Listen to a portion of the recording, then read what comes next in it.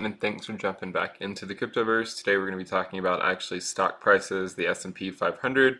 It has gone through an unprecedented drop in the stock prices, so we've seen it drop further, quicker than it really ever has. And so we're going to be looking to see how this plays out with the risk metric. So this is basically the same idea that I applied for Bitcoin, but now just doing it for the S&P 500, which I have shown in another video. But one of the last times we talked about it, the risk was much higher than where it currently is, and you can see how far we've dropped in basically a vertical line. And this goes back all the way to the 1920s. So, this is the Great Depression over here. Here you have the recession that came out of 2000 and the dot-com bubble and all that.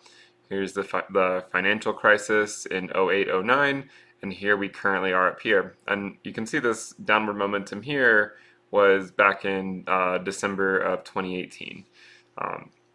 So what this is we have price on a log scale on the y-axis, and it's a color-coded risk metric. So the risk goes from 0 to 1, and if it's 1, it means you historically want to be selling, and if it's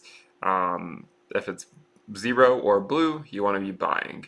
And so this is basically how it works. If we remove or if we look at this in a different way and we just plot the risk versus the price, you can see these bands that appear that show, basically every band where you see the risk go up as we move forward in time, and time here is color coded. Sorry I didn't convert this to a typical date time format, but just moving from blue to red is moving from like 1920s to present day.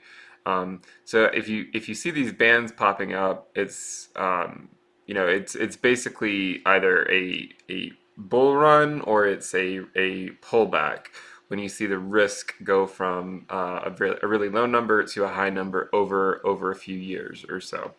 And this is just plotting against the price, and you can see currently we're in this band right now, and we're really retracing here, kind of like we did back in back in earlier decades, even 2008 and 2000, and before that, where we really retrace, we come down to a really low risk level, one that we hardly ever see, and then we pop back up. And if we remove the color-coded dimension out of it, and we plot the S&P 500 as a function of time with the risk on the secondary y-axis, you can see how sharply we have fallen. And if you compare it to 08, the 08 risk got down to around 0.1. Back in the 1970s, we saw it get to just over 0.1, or maybe like 0.15 or so. Currently, the risk is at around 0.35, I think. It was at 0.3. It came up to like 0.35 with the rallies we had in the last couple days, but it's still relatively low. And, if you look at the macro scale, if you are someone who's just putting money into the market and you're not really thinking about it, if you're in this for the long haul, then certainly you're going to be getting a huge discount now. And you could continue to get better discounts for the next several months. Obviously, this is not a day trader channel. This is more of a macro level view, and the idea that we do on this channel, or that I talk about, is dynamically dollar cost averaging. So just put in, the idea is you could always put in a budget, a certain amount that you're putting in when the risk is between, say, a current risk band of say 0.3 and 0.4, but choose that number such that if it goes down to a lower band, you can multiply that dollar cost average to a higher amount, so that you're putting more in. And we've talked about with stocks in general, you want to do the lump sum strategy. Research shows that it ultimately is the better choice. But in a bear market, in a recession, you really can make an argument for dollar cost averaging, because if on average prices are going to be getting lower and lower, then even if you had just started dollar cost averaging in 2020, it would have been much better than just putting a lump sum in January of 2020 and calling it a day. You would already have been up significantly in terms of your portfolio by dollar cost averaging. And by doing it dynamically, you would even be better off. But it does take a lot of patience and diligence.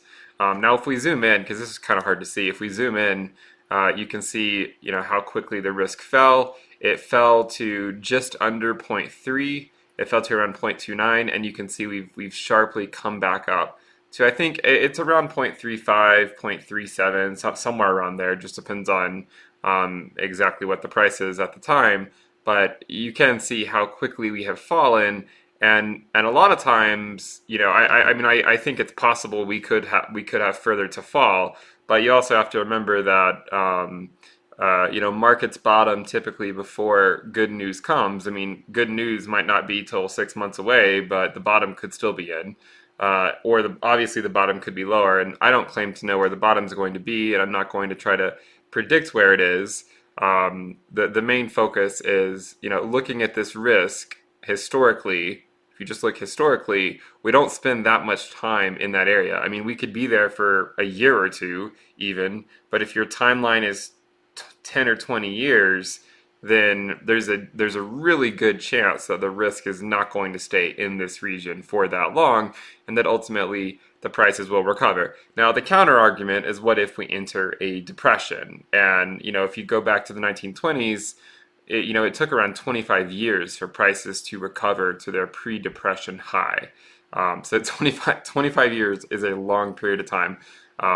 So obviously there's always going to be some risk involved. If you're worried about that possibility, then cash in a depression is king in general, but that's also assuming that the government isn't printing trillions and trillions of dollars, potentially causing inflation and further devaluing the cash, which is one of the reasons why my channel is mostly about Bitcoin, because it is a fixed supply, there's no centralized party, and it really has turned into a great store of value. So check out those videos if you're not into the cryptocurrency scene. Please subscribe to the channel if you guys like the content. I also have a Telegram channel, which you can find in the description below if you want to talk more about this content and even talk about cryptocurrency and how this stuff all relates to each other. I would love to have you join the group, currently at around 2,200 members. The logo contest is coming to an end, so the winner of that will get a year's subscription to the premium service that I provide for a year. So that'll come to an end in about a week, the end of March. And also we'll be publishing altcoin letters in the next couple days. So if you're curious about different weighting strategies in terms of altcoins, then be sure to check out the Patreon channel in the description below. Alright guys, that'll wrap it up for this video. I'll talk to you guys next time. Bye.